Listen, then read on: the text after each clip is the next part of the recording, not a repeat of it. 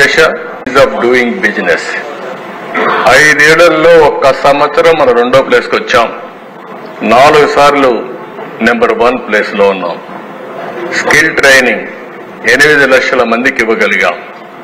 VCIC, CBIC ఈ 2 industrial corridors ని Vizag Chennai industrial corridor, Chennai Bengaluru industrial corridor ఈ 2 కూడా డెవలప్ చేశాం.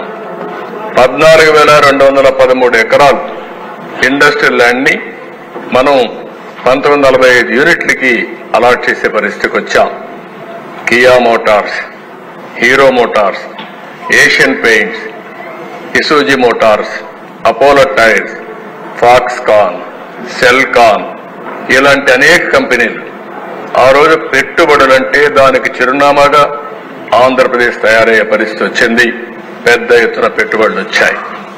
19లో 14-15లో 22.5 మిలియన్ యూనిట్ల కరెంటు కొరతుంటే 5-6 నెలల్లోనే కరెంటు కొరత అధిగమించి 19కి మిగులు కరెంటు కూడా ఇచ్చాం. ఇంకో పక్కన దేశం per capita consumption of current మనం చూస్తే 1003 యూనిట్ల నుంచి 1234 యూనిట్లకు పెంచాం. ఇంకో పక్కన పెద్ద ఎత్తున ఇన్వెస్ట్మెంట్లు ముందుకు పోయాం. 16 లక్షల కోట్ల రూపాయలు ఎంఓయూలు చేశాం. 5 లక్షల పైన కంపెనీలన్నీ వర్క్ స్టార్ట్ చేశాయి. అదే మరి స్టార్టెడ్ ప్రొడక్షన్ కూడా 1,10,10,000 చేసి 7,72,000 ఉద్యోగాలు కూడా ఇచ్చే పరిస్థితికి వచ్చాం. ఇంకో పక్కన దేశం మీరు ఒకసారి చూస్తే ఎప్పుడు కూడా సంక్షేమాన్ని విస్మరించలేదు. 200 రూపాయల పింఛను 1000 రూపాయలు పెంచి 1000 రూపాయల నుంచి 2,000 రూపాయలు పెంచి అంటే 200 2,000 అంటే 10 సార్లు పెంచిన ప్రభుత్వం, సంక్షేమం కోసం పనిచేసిన ప్రభుత్వం. ఈరోజు మళ్లీ 3,000 ఉంటే ఒకేసారి 4,000 చేశాం. మొట్టమొదటి నెలలో చెప్పిన మాట ప్రకారం 7,000 రూపాయలు తీసుకొచ్చి పేదవాళ్ళకి ఇచ్చాం. ఇంకో పక్కన దిశ ఫామ్ లోన్ వేవర్ 15,279 కోట్లు కష్టాల్లో ఉన్న ఇచ్చాం.